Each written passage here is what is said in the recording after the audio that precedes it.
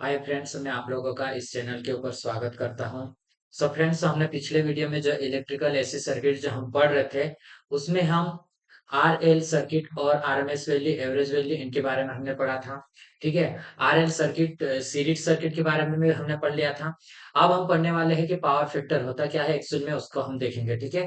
First ये point है हमारा, सबसे मोस्ट इंपोर्टेंट पॉइंट है। पावर फैक्टर से रिलेटेड क्वेश्चन बहुत आते हैं और पावर फैक्टर को हम समझेंगे। ठीक है। पावर फैक्टर होता क्या है एक्चुअल में। ठीक है। तो सर्किट की वोल्टेज और करंट के मध्य में जो अंतर रहेगा, कोसाइन कोज्या की वैल्यू को हम पावर फैक्टर कहते हैं। किसकी?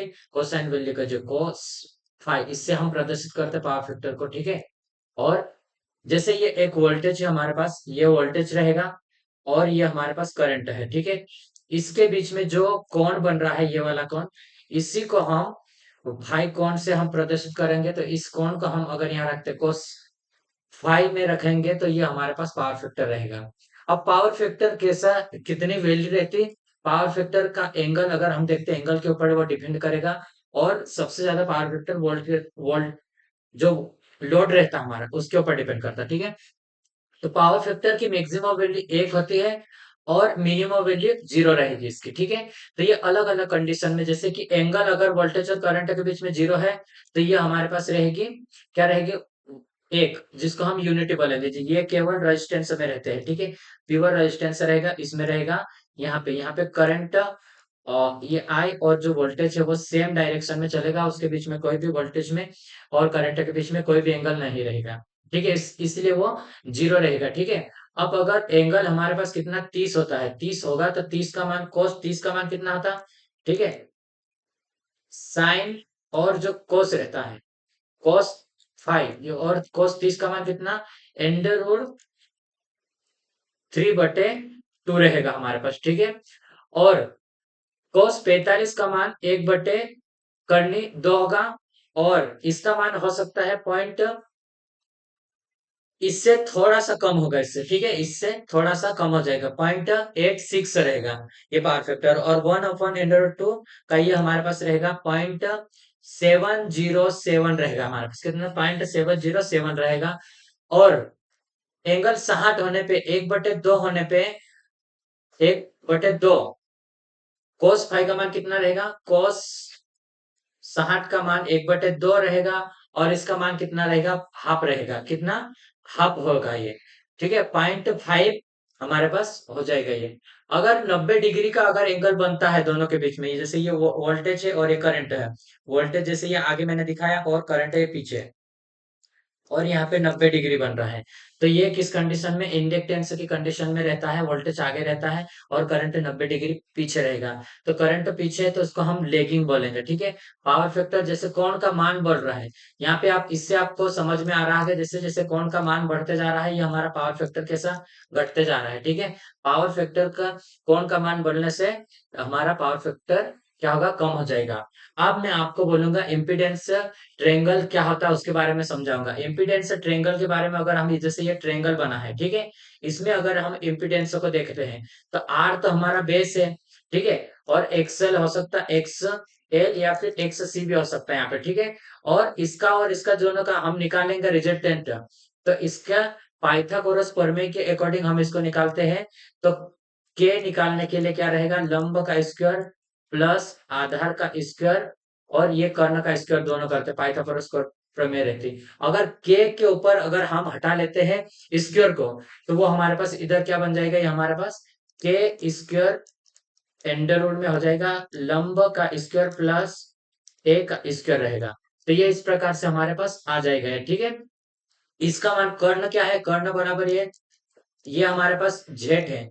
ठीक है। एक्सेल क्या है हमारे पास, एक्सेल हमारे पास लंब है। ठीक है। और आर क्या है हमारे पास, आर हमारे पास ए है। ठीक है। तो इस प्रकार हम इसको कर लेंगे। अब हम क्या करेंगे कि पावर फैक्टर, इसमें क्या रहता है, पावर फैक्टर, ठीक है, कोस, कोस में क्या आएगा, कोस के बराबर क्या होता है हमारे पास, लंब आधार, कोस बराबर आधार बटे क्या होगा, कर्ण रहेगा। तो इसमें हम लिखेंगे रेजिस्टेंस बटे जेड। मतलब रेजिस्टेंस तो हमारा ऊपर आ जाएगा, नीचे क्या आ गया, इम्पीडेंस आ रहा है, ठीक है? ये आप याद रखिएगा, ठीक है? अगर इसमें हम एक सर्किट ले 8 ओम है और 6 ओम इंडक्टेंस है, ठीक है? इस सर्किट का पावर फैक्टर ज्ञात करना है, तो पावर फैक्टर ज्ञात करने के लिए सबसे पहले हमें इसका जेड का मान निकालना पड़ेगा। जेड का मान के लिए हम ये फार्मूला यूज करेंगे, ठीक है? इस फार्मूले का यूज करेंगे तो हम पहले आर का मान कितना 8 है, ठीक है? ये 8 रखा हमने, 8 का स्क्वायर करा और इसका हम क्या करेंगे, एक्सएल का 6 है तो 6 का स्क्वायर कर लिया, इनका स्क्वायर 8 8 तो 64 और 6 का 6 6 36 हो जाएगा, ठीक है? इसको हम प्लस कर देंगे तो ये कितना आ जाएगा, अंडर रूट में 100 आएगा। 100 का ये किसका स्क्वायर होता है, 10 का स्क्वायर है, तो 10 स्क्वायर से ये करनी कट जाएगी तो ये 10 हमारे पास आ जाएगा राइट आंसर, ठीक है? इस अब हमारे पास क्या क्या आ गया, रेजिस्टेंस का मान तो हमारे पास कितना है 8, अब जेड का मान कितना आ गया 10 आ गया, तो ये मिल गया हमें। और कॉस बराबर होता है आर बटे जेड होता है, ठीक है? इसमें हम मान रखते हैं तो 8 बटे 10 करेंगे तो इसको हम काटेंगे तो 0.8 आ जाएगा, ये हमारे पास कितना 0.8 हमारा पावर फैक्टर आएगा, जो लेगिंग कंडीशन में रहेगा। लेगिंग क्यों है, क्योंकि हमारे पास सर्किट है, इंडक्टिव सर्किट है। कैसा है, क्योंकि इंडक्टेंस है तो इंडक्टिव सर्किट है हमारे पास, ठीक है? अब पावर ट्रायंगल के बारे में हम देखते हैं। पावर ट्रायंगल में क्या होता है, जैसे एक ट्रायंगल है हमारे पास, ठीक है? यहाँ पे बेस में क्या है कि जैसे रेजिस्टेंस के कारण इसमें आई कॉस थीटा इतना पावर इसमें खर्च होगा, ठीक है? और इतनी शक्ति इसमें है और इसमें हमारे क्या रहेगी, ये शक्ति है इमेजिनरी, मतलब प्रतिघात अवयव के कारण, ठीक है? इसको हम प्रदर्शित करते हैं आई साइन 5 में, ठीक है? इसका और इसको टोटल हम मिलाएंगे, ये कर्ण निकलेगा, दोनों का रिजल्टेंट निकलेगा, ठीक है? तो इसमें हम कोस, अगर हमें कोस का मान निकालना है तो आधार बटे क्या रहेगा, आधार बटे करंट क्यों आ रहा है हमारे पास, आधार और करंट इसमें जो कि हम साइन लाल का जो पढ़ते हैं ना मेथ में, इसके अकॉर्डिंग आ रहा है, ठीक है? तो इसको आप ध्यान रखिएगा। और आगे अगर हम देखते हैं सर्किट की करंट में दो अवयव मौजूद रहते हैं। कौन कौन से अवयव मौजूद रहते हैं, एक वास्तविक मान रहता है जिसे हम किससे प्रदर्शित करें, वास्तविक मान आई कॉस फाइव में, जो कि हम एक्चुअल में जो यूज कर रहे हैं हम इलेक्ट्रिकल को, उसका मतलब रहेगा, ठीक है? जो वोल्टेज के फेज में होता है तथा सर्किट में उपयोगी काम करता है ये, ठीक है? एक्टिव रहता है, जो वास्तविक मान रहता है, रियल पावर रहेगा ये, ठीक है? अब दूसरी बात है कि दूसरा एक इमेजिनरी, मतलब जिसे हम प्रतिघात अवयव कहते हैं, आई साइन फाइव में इसको हम प्रदर्शित कर रहे हैं, जो वोल्टेज से 90 फेज डिफरेंस पे रहेगा, 90 डिग्री फेज डिफरेंस पे रहेगा और सर्किट में कोई भी कार्य नहीं करेगा ये, केवल मतलब उसको वेस्टेज रहेगा यार, ठीक है? एक प्रकार से जैसे इस सर्किट से हम समझ सकते हैं इसमें कि ये हमारे पास एक सर्किट है, ठीक है? ये बेस है हमारा, ये क्या है, लंब है हमारा, और ये हमारा कर्ण है, ठीक है? जैसे मैंने पिछले में आपको बोला कि हमारे पास बेस में क्या रहेगा, रेजिस्टेंस रहेगा, जो कि रियल पावर खर्च कर रहा है उसमें, ठीक है? तो डब्ल्यू किलोवाट में उसको हम मेजर करेंगे, ठीक है? ये वाला, ठीक है? V R I, V R I को हम कैसे निकालेंगे, आई स्क्वायर आर में भी निकाल लेंगे, ठीक है? ये हमारे पास रियल पावर है, जिसे हम P, अगर पूरा पावर निकालना है तो P बराबर हमारे पास क्या हो जाएगा, वी आई कॉस फाइव रहेगा, जिससे हम मेजर करते हैं, किलोवाट में मेजर करते हैं, ठीक है? अब ये हमारा है रिएक्टिव पावर, जो रिएक्टिव पावर मतलब किसी इंडक्टेंस के कारण, कैपेसिटेंस के कारण इसमें क्या रहता है, वोल्टेज जो ड्रॉप होता है ये रहता है हमारे पास, ठीक है? वोल्टेज जो ड्रॉप होगा उसको हम दिखाएंगे, जिसको हम हिंदी में प्रतिघाती शक्ति कहेंगे, या फिर इसको हम लिखने के लिए क्या बोलेंगे कि हम इसको के वी ए आर में भी लिख सकते हैं, या के वी ए साइन फाइव भी इसको हम लिख सकते हैं इस प्रकार से, ठीक है? अगर हम अब रिजल्टेंट एपरेंट पावर, जिसे आभासी शक्ति बोलते हैं हम, जैसे कि रियल पावर है और जो इमेजिनरी हमारा पावर है, दोनों को हम ऐड करते हैं तो ये हमारे पास आता है। वेक्टर में हम इसको काउंट करते हैं, ठीक है? डायरेक्ट इसको हम नहीं काउंट करते रहे वेक्टर में, तो ये हमारे पास के वी ए में आएगा ये हमारे पास, ठीक है? आंसर क्या है, किसमें आएगा, के वी ए में। वी आई बराबर हमारे पास आई स्क्वायर जेड भी इसको हम लिख सकते हैं, ठीक है? अब वास्तविक शक्ति अगर हमारे पास दी रहेगी और हमें अलग अलग दूसरी शक्ति को पूछेगा, वास्तविक शक्ति को ट्रू मान भी बोल सकते हैं, एक्टिव वैल्यू भी, रियल पावर भी हम बोल सकते हैं, ठीक है। अब देखो, आभासी शक्ति हमारे पास क्या है, ये आभासी शक्ति को हम कैसे केवीए में मेजर कर रहे हैं, स्क्वायर में कर लेंगे आभासी शक्ति को। क्यों करा स्क्वायर में, क्योंकि मैंने आपको पहले जस्ट अभी बताया कि कर्ण का स्क्वायर बराबर लंब का स्क्वायर प्लस आधार का स्क्वायर होता है। ठीक है, कर्ण पे हमारा आभासी शक्ति है ये, इसलिए हम केवीए में स्क्वायर करा। और वास्तविक शक्ति कहाँ पे है, आधार पे है, तो ये हमारे पास किलोवाट स्क्वायर में कर लिया, प्लस में केवीआर में हम प्रतिघाती शक्ति को हमने किया है। ठीक है, ये भी स्क्वायर में रहेगा। अब हम आगे जैसे बढ़ेंगे, हम आगे बढ़ते हैं तो जिसमें क्या रहेगा कि आर बटे जेड करा, ये क्या है, पावर है हमारे पास। ठीक है, आर बटे जेड हमारा पावर फैक्टर आ गया। ठीक है, तो आर बटे जेड को, रियल पावर को हम किस में मेजर कर रहे हैं, रियल पावर को किलोवाट में मेजर कर रहे हैं, और आभासी शक्ति को हम किस में मेजर कर रहे हैं, केवीए में मेजर कर रहे हैं। ठीक है, तो रियल पावर बटे कैसा, वास्तविक शक्ति बटे आभासी शक्ति होगा। अगर हमारे पास वास्तविक शक्ति दिया रहेगा और आभासी शक्ति दिया रहेगा तो हम पावर फैक्टर निकाल लेंगे इस फार्मूले के माध्यम से।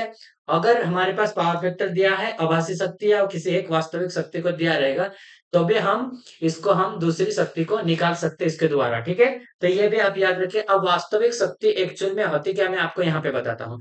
वास्तविक शक्ति वह है जो रेजिस्टेंस के द्वारा खर्च होने वाली पावर होते हैं। ठीक है, अतः यह उपयोगी पावर होती है, इसके द्वारा ही सर्किट के उपयोगी कार्य जैसे हीटर का उष्मा उत्पन्न करना और बल्ब का प्रकाश देना, ये इसके द्वारा रहता है। वाट मीटर सर्किट के वास्तविक शक्ति को मेजर करता है। ठीक है, अतः यह पावर को किलोवाट में नापता है। किस प्रकार नापेगा, किलोवाट में इसको हम मेजर करते हैं। यह स्थिर पावर होते हैं, अर्थात पावर फैक्टर पर निर्भर होने पर यह पावर परिवर्तित नहीं रहेगी। ठीक है, जो वास्तविक शक्ति रहेगी, पावर के चेंज होने से कुछ भी इसमें चेंजेस नहीं आएगा। ठीक है, तो आप इसको ध्यान रखिए। P इज इक्वल टू में क्या रहेगा, वी आई कोस फाइव रहेगा। ठीक है, P इज इक्वल टू में क्या आएगा, किलोवाट आवर में है, और उसके बाद फिर हम इसको देखेंगे kilowatt hour is equal to में हम, जैसे कि मैंने क्या बोला था, आभासी शक्ति वी आई है। ठीक है, और cos ये हमारे पास आ जाएगा। ठीक, अब हम देखेंगे कि प्रतिघाती शक्ति क्या होती है। प्रतिघाती यह एक अनुपयोगी पावर रहती है जिसका यूज नहीं होता, बट उसमें खर्च होती है। ठीक है, खर्च नहीं होती, इसलिए सर्किट में कार्य नहीं करती है, इससे केवीआर में मेजर करते हैं। ठीक है, रिएक्टिव पावर में इसको हम मेजर करते हैं। चूंकि सर्किट में रिएक्टेंस होते हैं, इसलिए यह पावर स्वतंत्र ही उत्पन्न हो जाती है। किसके कारण, रिएक्टेंस के कारण यह अपने आप में उत्पन्न हो जाते हैं। ठीक है, प्रतिघाती शक्ति का मान बढ़ने पर पावर फैक्टर का मान कैसा हो जाएगा, कम हो जाएगा। अगर जितने शक्ति रिएक्टिव पावर इसका मान बढ़ेगा, ठीक है, ये है रिएक्टिव पावर का मान, अगर यहाँ पे बढ़ता है तो हमारा पावर फैक्टर कैसा आ जाएगा, कम हो जाएगा। ठीक है, इसको आप ध्यान रखिए। ये पॉइंट है जो कि मतलब बहुत छोटे हैं, बट इससे रिलेटेड डायरेक्ट क्वेश्चन आपको पूछ सकता है। ठीक है, अब नेक्स्ट मैं आपको बताता हूँ, Q इज इक्वल टू में क्या होगा, Q इज इक्वल टू में वी आई साइन फाइव होता है। क्या है, वी आई साइन फाइव होगा, जो के वी ए आर में मेजर करें हम। ठीक है, और इसको हम केवीआर को इसमें लिख सकते हैं हम। ठीक है, तो ये वाला फार्मूला भी मोस्ट इंपॉर्टेंट है, इसे भी ध्यान रखिए। ठीक है, आभासी शक्ति के हम डेफिनेशन को देखते हैं कि आप आभासी शक्ति को डेफिनेशन में या किसी एक दूसरे को समझाएंगे तो किस प्रकार से समझाएंगे। ठीक है, तो यह वास्तविक शक्ति और प्रतिघाती शक्ति का परिणाम रहता है। ठीक है, किसका रहेगा, जैसे मैंने आपको बोला था कि वास्तविक शक्ति जो हमारा रियल पावर है, ट्रू पावर है, वो और इमेजिनरी पावर दोनों को हम ऐड कर देंगे। लेकिन ये वेक्टर की कंडीशन में हम किसका, पाइथागोरस प्रमेय का यूज करके हम इसको ऐड किया है। ठीक है, जो केवीए में हम इसको मेजर करेंगे, किसमें, केवीए में हम इसको मेजर करेंगे। पावर फैक्टर कम होने पर इसका मान बढ़ जाता है। कैसा, जैसा कि अगर हमारे पास पावर फैक्टर कम है तो इसका मान कैसा हो जाएगा, बढ़ जाएगा ये। ठीक है, अब आगे मैं बताता हूं पावर फैक्टर होता क्या। पावर फैक्टर होता है क्या है, V और I के मध्य में कौन साइन को हम कोस साइन को मान रहता है। पावर फैक्टर को हम किलोवाट बटे के वी ए में भी करते हैं, जो कि वास्तविक रियल पावर है, रियल पावर, और ये इमेजिनरी पावर। ठीक है, इसको हम प्रतिघाती शक्ति बोलते हैं। प्रतिघाती शक्ति है, ये कौन सी है, प्रतिघाती शक्ति है, आर बटा जेड। भी हम इसको हम कर सकते हैं। ठीक है, उपरोक्त सभी पॉइंट में अगर हम आपको दिया रहेगा तो इसका आप ध्यान रखें और इसको आप करने की कोशिश करें। ठीक है, अब पावर फैक्टर का महत्व क्या है उसे हम देखेंगे। जैसे कि हम देखते हैं किलोवाट बराबर क्या होता है, केवीए cos फाई है। ठीक है, अगर हम पावर फैक्टर को क्या कर रहे हैं, कम कर रहे हैं, तो हमारा केवीए क्या है, बढ़ जाएगा। पावर फैक्टर अगर कम रहता है तो रिएक्टिव पावर कैसा हो जाता है, बढ़ जाता है, जिसके कारण हमारा मतलब अननेसेसरी खर्च आएगा और मीटर क्या करेगा, उसको काउंट करते जाएगा। ठीक है, तो इसलिए हमारे पास पावर फैक्टर मैक्सिमम होना चाहिए।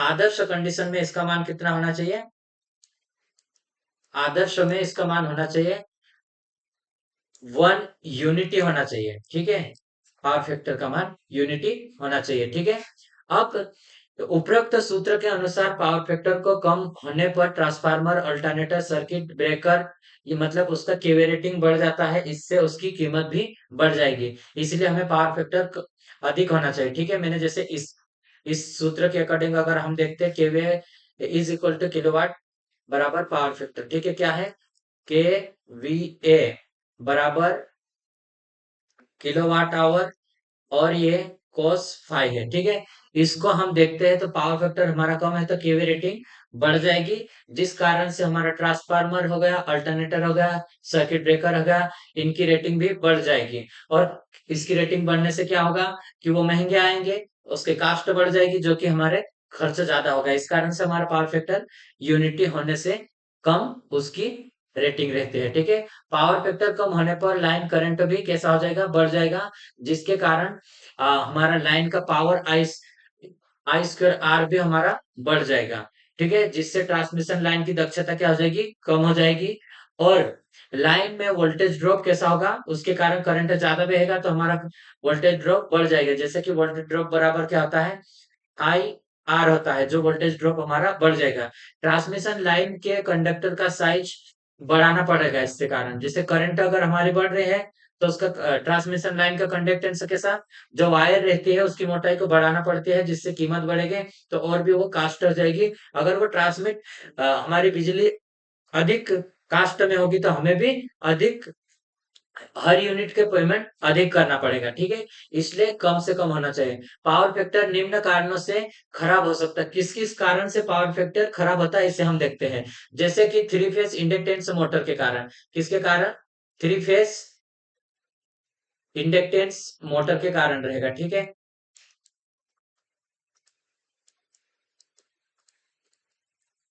इंडक्शन मोटर है। ठीक है,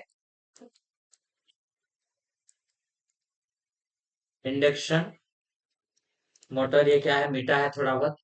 ठीक है, थोड़ा सा आप कॉम्प्रोमाइज भी कीजिए ताकि कम समय में आपको बेहतर चीजें भी मिल रही है। ठीक है, डिस्चार्ज लैंप के कारण भी हमारा होगा कि चौक या ब्लास्ट के कारण।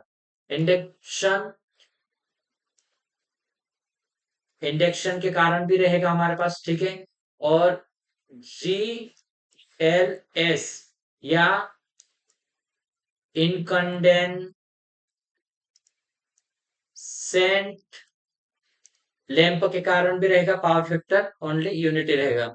जीएलएस जनरल लाइटिंग सर्किट है। जीएलएस का फुल फॉर्म क्या है, जीएलएस का जनरल लाइटिंग सर्विस होता है। ठीक है, अब मैं आपको पावर फैक्टर किस तरह से हम इंप्रूवमेंट करेंगे, पावर फैक्टर को कैसे सुधारेंगे, उसके लिए मैं कुछ मेथड का आपको बताता हूँ। ठीक है, इसमें सबसे पहला मेथड है स्टैटिक कैपेसिटर। स्टैटिक कैपेसिटर ये पहला है, जो ये हमारा लोड है। ठीक है, इसके हम पैरेलल में क्या है, ये कैपेसिटर को लगा दिए। ठीक है, और कैपेसिटर की यूनिट क्या है, के वी ए आर में हम इसको लगाए पावर फैक्टर का हम। ठीक है, कैपेसिटर की यूनिट तो फेरड होती है, बट इसमें जो हम यूज कर रहे हैं पावर बैंक का है।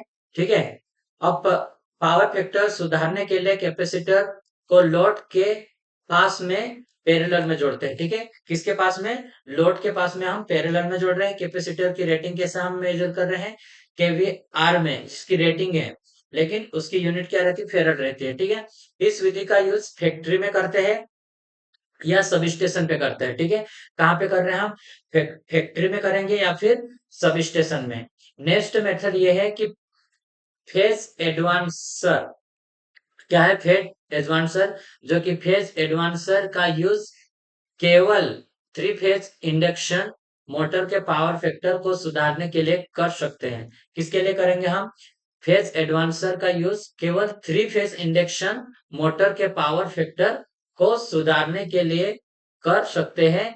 केवल 150 किलोवाट या उससे ज्यादा रेटिंग के इंडक्शन मोटर में इसका यूज करते हैं। फेज एडवांसर का हम कहा यूज कर रहे हैं? थ्री फेज इंडक्शन मोटर के पावर फैक्टर को सुधारने के लिए हम यूज कर रहे हैं। ठीक है। अब दूसरी बात मैं आपको बताऊं कि सिंक्रोनस कंडेंसर क्या होता है। तो उस सिंक्रोनस एक प्रकार का मोटर है जो कि ओवर एक्साइटेड सिंक्रोनस मोटर को लीडिंग पावर फैक्टर पे और नो लोड के ऊपर हम इसको ऑपरेट करेंगे तो ये सिंक्रोनस कंडेंसर कहलाता है। ठीक है। क्या कहलाएगा? सिंक्रोनस कंडेंसर कहलाएगा ये। ठीक है। नेक्स्ट आगे हम पढ़ेंगे इसका यूज क्या करते हैं कि लॉन्ग ट्रांसमिशन लाइन में हम करते हैं और सब स्टेशन में इसका यूज बस बार में हम करते हैं। ठीक है। अब मैं आपको पावर फैक्टर से रिलेटेड सारी बातें मैंने आपको बता दिया कि पावर फैक्टर होता क्या है, इसकी डेफिनेशन क्या है, ये किस कारण से होता है और इंप्रूवमेंट पावर फैक्टर को सुधारने के लिए हम किस मेथड का यूज करते हैं उसके बारे में आपको बताया। ठीक है।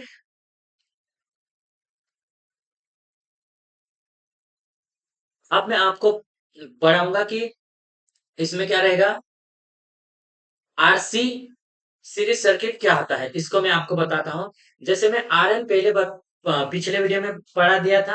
अब मैं आरसी के बारे में पढ़ा रहा हूँ। ठीक है। इसमें क्या है, आरसी में क्या रहता है, जैसे आर तो हमारा ये रेजिस्टेंस है और सेकेंड रेजिस्टेंस है ये हमारे पास रहेगा। कौन सा वाला रहेगा हमारे पास? ये इंडक्टेंस है। क्या है?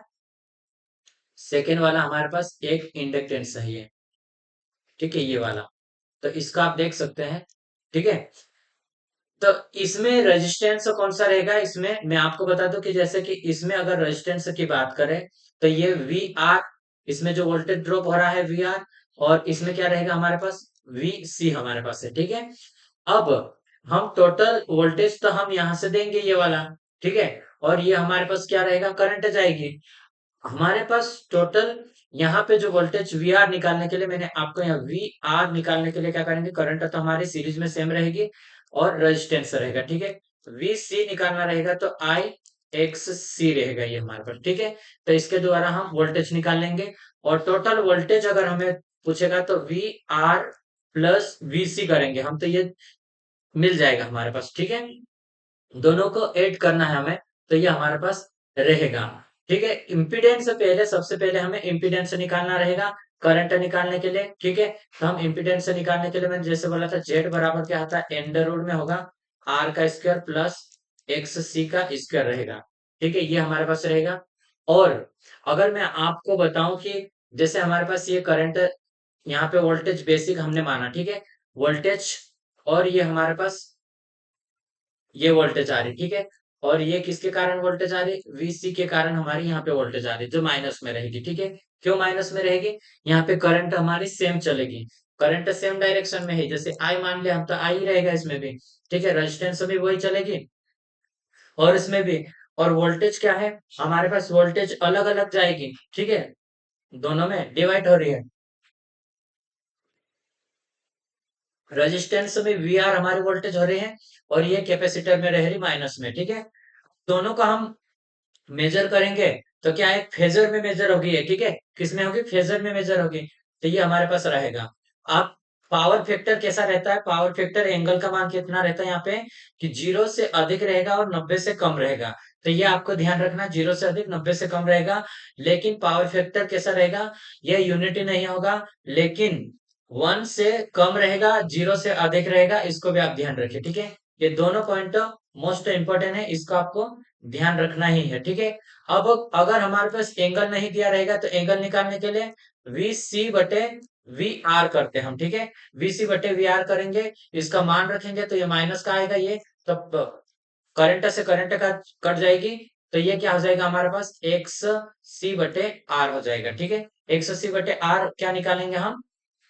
10 का मान निकल आएगा। ठीक है। अगर 5 का मान निकालना रहेगा तो ये हमारे से, इससे हम इनवर्स में करके निकाल सकते हैं। ठीक है।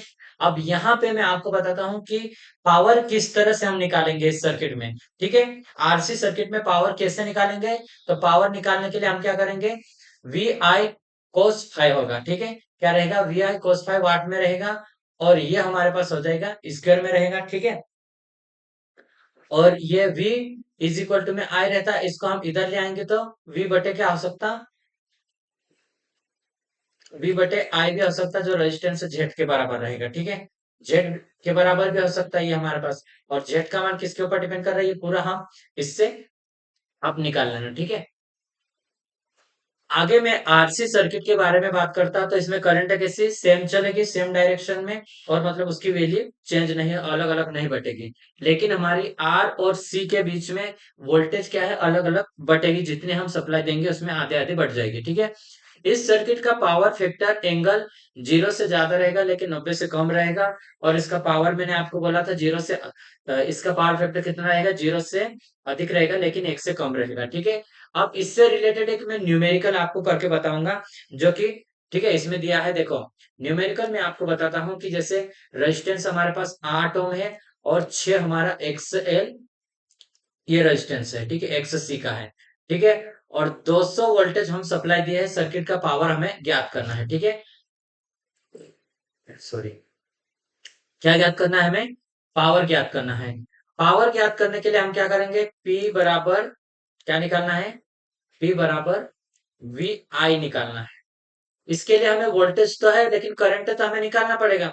और इसमें दिया है ये हमारे पास, तो मैं आपको पहले करंट निकालने के लिए जेड टोटल निकालता हूं, तो ये हमारे पास ये रहेगा, ठीक है। 8 8 64 हो जाएगा, 6 का कितना हो जाएगा, 8 8 64 6 का 36 से टोटल 100 आएगी। 100 का मान कितना आ जाएगा, 10 का आ जाएगा। जेड बराबर कितना आ रहा है, ये 10 आ जाएगा, ठीक है। अब मैं आपको बोलता हूं कि इसमें पावर निकालना, पावर बराबर वी आई होता है, ठीक है, ये हमारे पास वी आई होगा। तो हम वोल्टेज कितने हैं, 200 है, और रेजिस्टेंस हमारे पास इतना है। उससे पहले हम करंट निकालेंगे। करंट निकालने के लिए क्या करेंगे, रेजिस्टेंस तो आ गया, पावर तो 200 बटे 10 कर लेंगे, तो 10 से एक जीरो से जीरो कट जाएगी, तो 20 हमारे पास करंट आ जाएगी, ठीक है। क्या आ जाएगी, 20 एम्पियर इसमें होकर जाएगी ये, ठीक है। जैसे कि इसमें किया अभी हुआ है, ये 20 एम्पियर जाएगी, ठीक है। और हमारा रेजिस्टेंस ये आया 10, ठीक है। दोनों के बीच में हम ये निकाल लिए, ठीक है। और इसमें पावर निकालने के लिए ये सूत्र हमारे पास है। पावर फैक्टर निकालने के बाद हम निकालेंगे पावर फैक्टर, कैसा निकालेंगे हम, जैसे यहाँ पे मैं आपको बताता, पावर फैक्टर बराबर होता है, ठीक है, इसको ध्यान देना।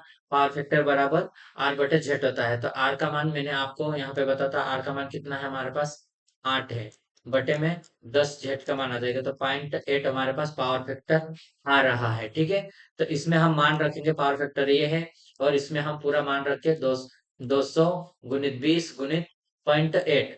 तो पॉइंट से ये एक जीरो कट जाएगा, तो ये जीरो कट गया, 8 दूनी 16 हो जाएगा, 16 दूनी 32, तो ये 3200 हमारे पास ये राइट आंसर जो पावर खर्च हो रही 3200 हमारी आ जाएगी, ठीक है। अब मैं आपको बताना चाहूंगा इसमें कि भाई आर एल सी सर्किट क्या होता है, आरएलसी सर्किट क्या होता है, ठीक है। तो आरएलसी सर्किट एल आर और ये सी, ठीक है, कितने हैं, आर एल सी मतलब इंडक्टेंस कैपेसिटेंस एंड रेजिस्टेंस रहता है, उसको हम आर एल सर्किट बोलेंगे, ठीक है। अब जो हम सप्लाई वोल्टेज देंगे ये यहाँ पे भी बटेगी, यहाँ पे बटेगी और यहाँ पे बटेगी, ठीक है। यहाँ पे भाई ये वीएल रहेगा, है ना, इन्होंने गलत लिखा है थोड़ा, वीएल, ये वी आर, ये वीसी होगा, ठीक है, वी आर वीसी होगा, ठीक है। अगर हम इसमें निकालने के लिए वी आर बराबर क्या होता है, आई आर वी एल है ना, ये एल है, तो एक्स एल है ये, और वी आर आई आर हो जाएगा, और ये आई एक्स सी होगा, ठीक है। इस प्रकार ये है, ये हमारे पास रहेगा, आर बराबर ये और ये हो जाएगा, ठीक है। अब मैं आपको एक फेजर डायग्राम बनाता हूँ, जिसमें आपको मैं समझाने की कोशिश करूंगा कि सीरीज में करंट तो हमारे सेम रहते हैं लेकिन वोल्टेज अलग अलग बढ़ रहा है, ठीक है। तो रेजिस्टेंस में क्या रहेगा, यहाँ पे करंट और वोल्टेज सेम रहेगी, तो रेजिस्टेंस का हमने माना वी आर ये है, ठीक है।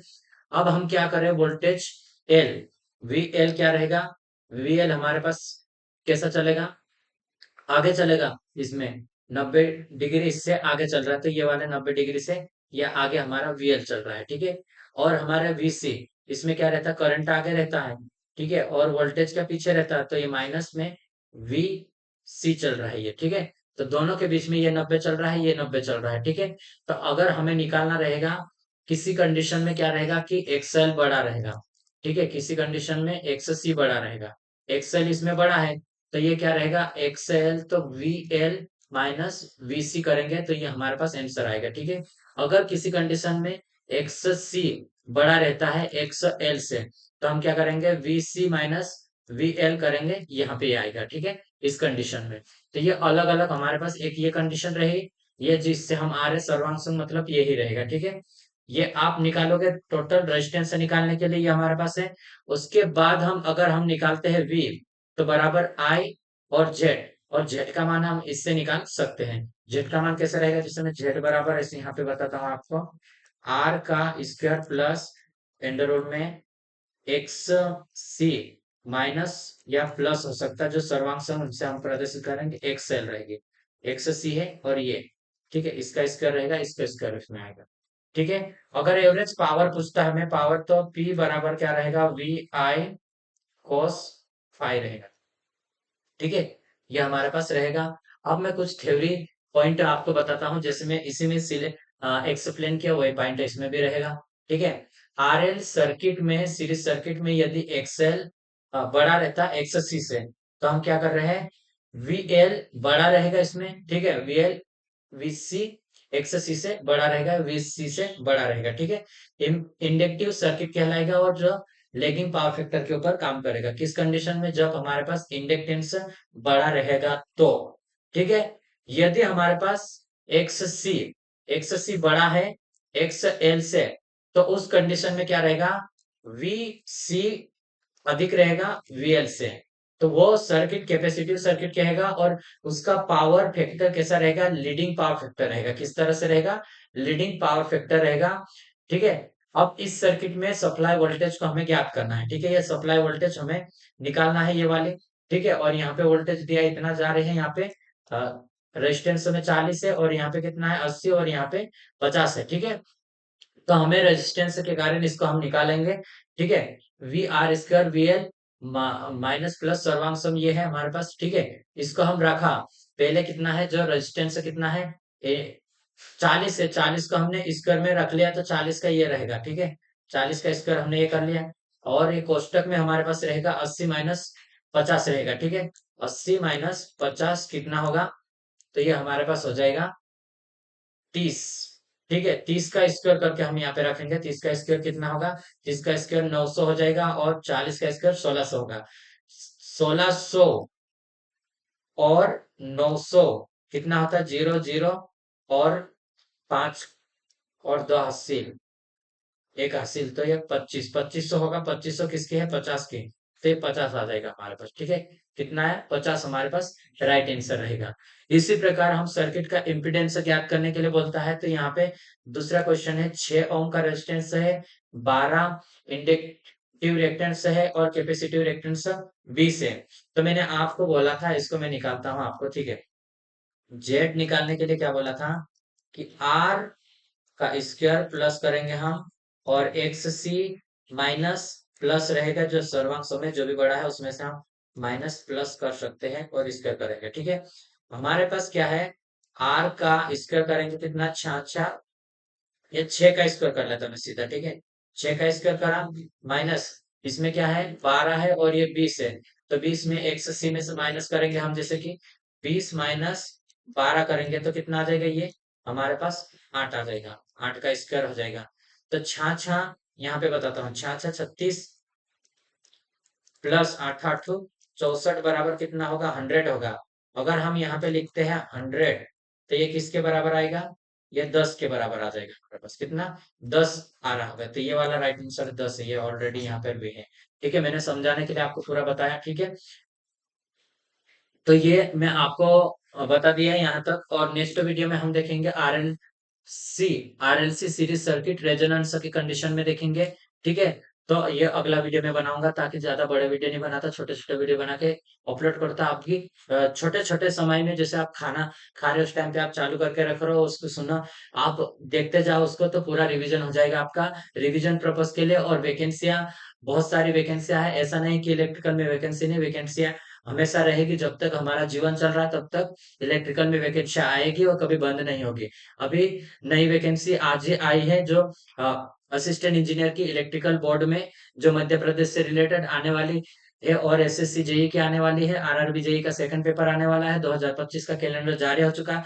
आप कंटिन्यू तैयारी करें, आप आपका सिलेक्शन 100% रहेगा। आप अगर कंटिन्यूटी आपकी बना के रखते हैं और धीरज धरोगे, आप तो अवश्य आपको मिलेगी। ठीक है, वीडियो अगर आपको पसंद आती है तो आप अवश्य लाइक करें, सब्सक्राइब करें, एक दूसरे तक भेजें, आपके दोस्तों फ्रेंड जो भी कर रहे हैं। मैं इस चैनल के ऊपर आने वाले जितने भी इलेक्ट्रिकल इंजीनियरिंग फील्ड से रिलेटेड है या जितने भी अदर वैकेंसी आ रही है उसका सिलेबस और आने वाली वैकेंसी सारे हम इसके ऊपर डिस्कस करेंगे। तो नए अपडेट के लिए आप इस चैनल को सब्सक्राइब करना पड़ेगा। ठीक है, वीडियो देखने के लिए धन्यवाद।